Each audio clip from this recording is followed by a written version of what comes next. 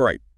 Welcome back, everybody. Ready to jump into another deep dive? Well, always ready. You know the drill. You guys give us the stuff to read, and we go through it and we pull out the most interesting bits, The good stuff. the good stuff. And today we are tackling a topic that I think is pretty fascinating. It's gotten a lot of attention lately. We're talking about Wim Hof, the Well, Iceman. Iceman, yeah. So we've all seen the headlines about his incredible feats of physical endurance and the whole ice bath thing. Yeah. But we're going a little bit deeper than that today. Beyond the cold exposure. Yeah, we're going beyond the ice baths and the breathing exercises. You guys send us an analysis that looks at Wim Hof through the lens of the Enneagram. Yeah. And it suggests that he might be a sexual 6, sometimes called a counterphobic 6. Yeah. So is there more to this guy than just Yeah. superhuman resilience? Right. Well, I think this is a really insightful approach because on the surface, Wim Hof seems fearless, right? But when we apply the Enneagram, we can start to see how his relationship with fear might actually be a driving force. Yeah. Before we go any further, for anyone who may not be familiar, Yeah. could you give us a quick rundown of what the Enneagram is all about? Absolutely. The Enneagram is a personality typing system that focuses on core motivations and fears. So it's a way of understanding, what drives us at our deepest level. Okay. But instead of just putting people in boxes, it's about gaining a deeper understanding of ourselves and how we interact with the world. Yeah, so it's not just about slapping a label on someone and being like, that's it. Exactly. Okay, interesting. So that's kind of how it applies to everyone. Right. And so how does this analysis of Wim Hof as a sexual 6, how does that apply to him? Well, it suggests that his seemingly fearless behavior might actually be a way of confronting and mastering deep-seated fears. That's pretty fascinating concept. I mean, we see this guy, he's swimming under ice, he's climbing mountains in shorts. It doesn't exactly scream fearful, does it? It does not. So how does that fit into the idea of a sexual 6? Right. Well, that's a paradox of the counterphobic 6. Instead of avoiding what scares them, they challenge it head on. It's like they're saying, I'm not going to let fear control me. I'm going to control fear. Wow. So it's almost like a way of taking back their power. Exactly. And that's what we see in Wim Hof. He's not just enduring the cold. He's actively engaging with it. Yeah. He's not running from discomfort. He's seeking it out as a way to push his limits and in a way, overcome his fear. It's like he's flipped the script on fear, turning it into fuel for growth. And that's a key distinction of the counterphobic 6. They don't shy away from fear. They move towards it. Yeah. They use it as a catalyst for transformation. So this isn't just about physical endurance then. It's about mental resilience as well. Absolutely. So is that how his breathing and meditation techniques fit into all this? Absolutely. The sexual 6, especially the counterphobic subtype, has a strong need for control. Their fear often manifests as anxiety and a sense of uncertainty, so they develop coping mechanisms to manage that fear and create a sense of stability. So in a way, Wim Hof's methods are like tools for him to regulate his internal state, to find that sense of calm amidst all the, amidst the chaos. Precisely. And the interesting thing is that this need for control doesn't just apply to fear, it can extend to all areas of their lives. Okay. They might crave structure and routine and predictability as a way to feel safe and grounded. When you put it that way, it makes me think about how disciplined and methodical he is in his approach. Right. It's not just about, blindly jumping into an ice bath. It's about having a system, a process. He even emphasizes safety and preparation, which makes sense if he's driven by this need for control and minimizing risk. That's a great observation. It shows how this Enneagram lens can help us understand even seemingly unrelated aspects of his personality and behavior. Yeah, this has already given me a whole new perspective on Wim Hof. I'm starting to see how his extreme feats might be more than just physical challenges. They could be a way of working through deeper psychological patterns. This is where things get even more intriguing, because the sexual 6 is often described as having a somatosensory orientation. Okay, I have to admit, I'm not familiar with that term. Yeah. Can you break that down for us? What does that actually mean? Think of it as a heightened awareness of bodily sensations. They experience the world very physically. Okay. So rather than relying primarily on thoughts or emotions, Their attention is drawn to how things feel in their bodies. So like feeling the cold, the breath, Yeah. the physical exertion. Exactly. Great. And if we connect this back to Wim Hof, it makes perfect sense. His entire method is built around this idea of tuning into those sensations, of using the body as a tool for transformation. It's like he's saying, let's get out of our heads and into our bodies. Hmm. It's about experiencing those sensations, even the uncomfortable ones, as a way to push our limits and discover what we're truly capable of. And that's where the connection between his somatosensory orientation and his desire for control comes full circle. By mastering his physical responses, by learning to regulate his breathing and withstand extreme temperatures, he's essentially taking control of his internal experience. Okay, this is all starting to click into place. Yeah. But how do we know he's specifically a sexual six? Couldn't other Enneagram types also be drawn to extreme challenges? That's a great question because it raises an important point about the Enneagram. We have to be careful not to oversimplify things. Yeah. There can be overlaps between types, and what might seem like fearlessness on the surface could stem from different underlying motivations. So what sets the sexual six apart from, say, a type 8, who's also known for their boldness and willingness to take risks? The key difference lies in their approach to challenges. Okay. While a type 8 might be more instinctual and driven by a raw, primal energy, the sexual 6 is more calculated and strategic. Hmm. They use their mental faculties to assess risks, plan their approach, and maintain a sense of control. So with Wim Hof, it's not just about impulsively jumping into icy water. Right. There's this element of mental preparation, this deliberate intention behind his action. Exactly. He's not reckless. He's incredibly disciplined. Yeah. He's using his mind to manage the risks and push his limits in a controlled, calculated way. This is all incredibly fascinating, but I have to ask, what about all the other aspects of the sexual six? You mentioned loyalty and skepticism and a need for security earlier. Mhm. How do those traits play out in Wim Hof's life? That's a great point. We've been so focused on the fear aspect that we haven't even touched upon these other important dimensions of the sexual six. Right. And, it's quite possible that these traits are also influencing his behavior in subtle ways. Hmm. Maybe his strong community, the way he emphasizes safety and connection, could be tied to that inherent need for security and belonging that's characteristic of the sexual six. That makes sense. After all, he's not just out there doing these crazy feats for himself. He's built a whole movement around his methods, encouraging others to tap into their own inner power and resilience. And that's what we'll explore further in the next part of our deep dive. We'll look at how this need for connection, coupled with his skepticism and desire to challenge the status quo, might be driving his mission to share his methods with the world. All right, I am fascinated to hear more about this. Okay. Okay, so we're back digging deeper into the world of Wim Hof, the Iceman. The Iceman.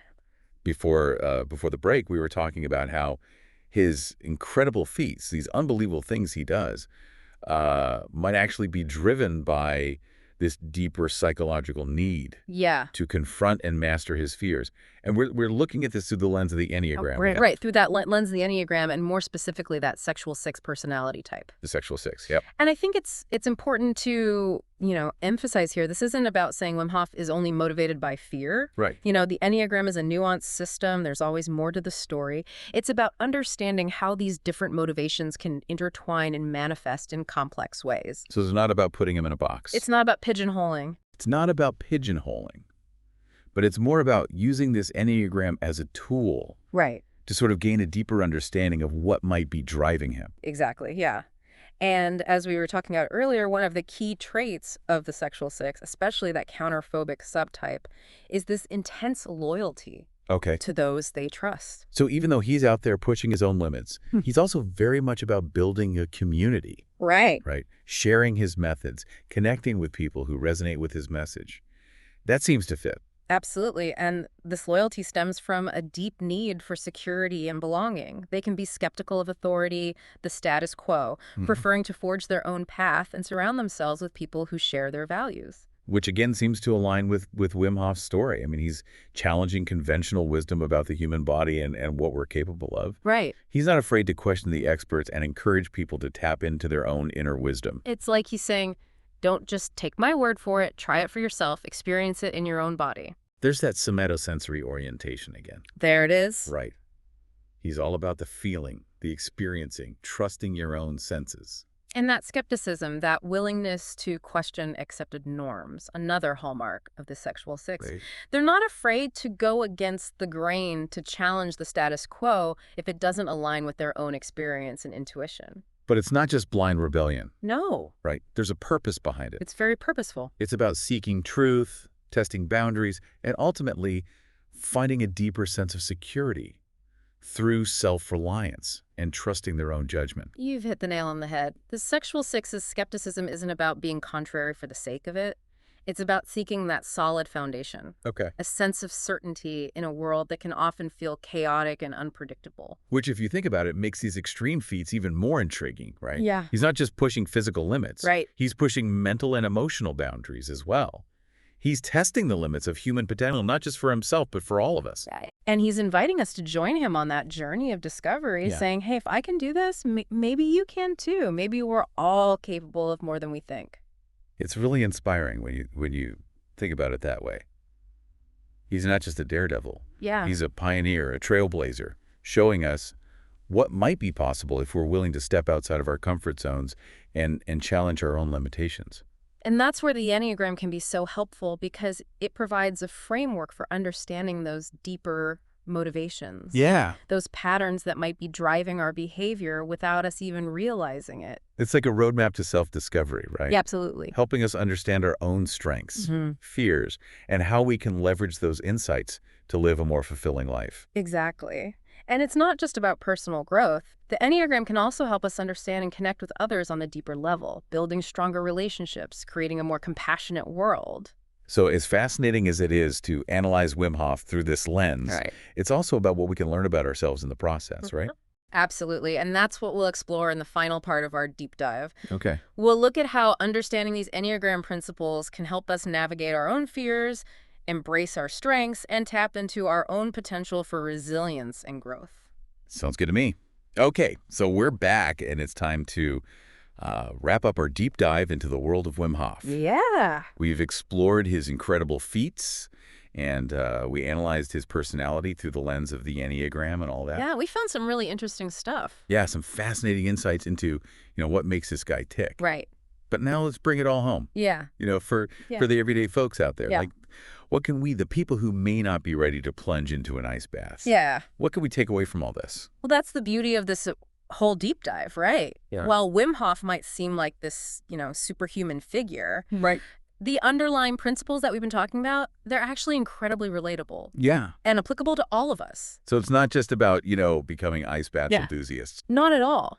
It's about recognizing that we all have a relationship with fear, Yeah. whether we're consciously aware of it or not. Right. And just like Wim Hof uses his methods to kind of master his fear, Okay. we can all find our own ways to confront and manage the fears that are holding us back in our own lives. So it's about taking those principles of self-awareness and, control and pushing limits Absolutely. and applying them to our own personal challenges, Right. whatever those might be. Exactly. Think about it. What are those fears that are keeping you from speaking up or taking risks or pursuing your dreams? Mm. Maybe it's the fear of failure, Right. rejection, or simply the unknown. What if instead of letting those fears kind of paralyze us, Yeah. we could learn to dance with them, right? I like that. Dancing with fear. It's not about pretending it's not there. Yeah. It's about finding ways to move through it, right? To transform it. To transform it into something that empowers us rather than limits us. Absolutely. And that's where understanding the Enneagram and specifically the dynamics of the sexual six can be so helpful. Okay. It shows us that fear doesn't have to be the enemy.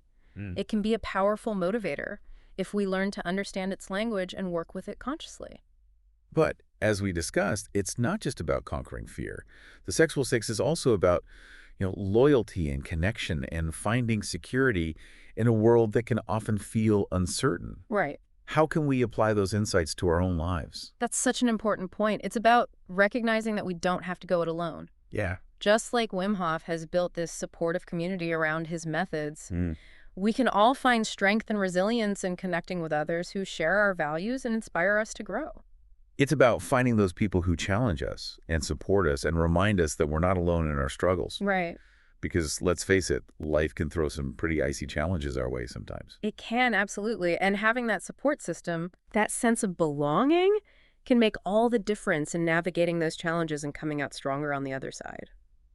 As we wrap up this deep dive, I'm struck by how much more there is to Wim Hof than meets the eye.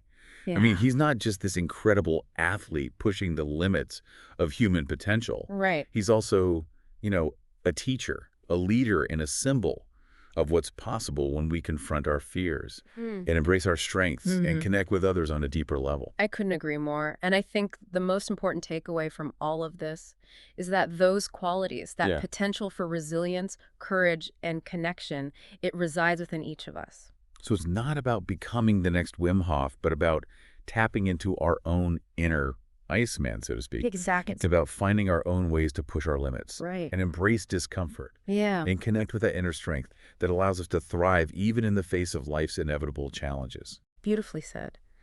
And who knows, maybe a little bit of cold exposure along the way can help us unlock that potential. Well, I might not be jumping into an ice bath anytime soon, but I'm definitely feeling inspired to step outside my comfort zone a little bit and see what I'm truly capable of. And that's what it's all about. I hope you guys are too.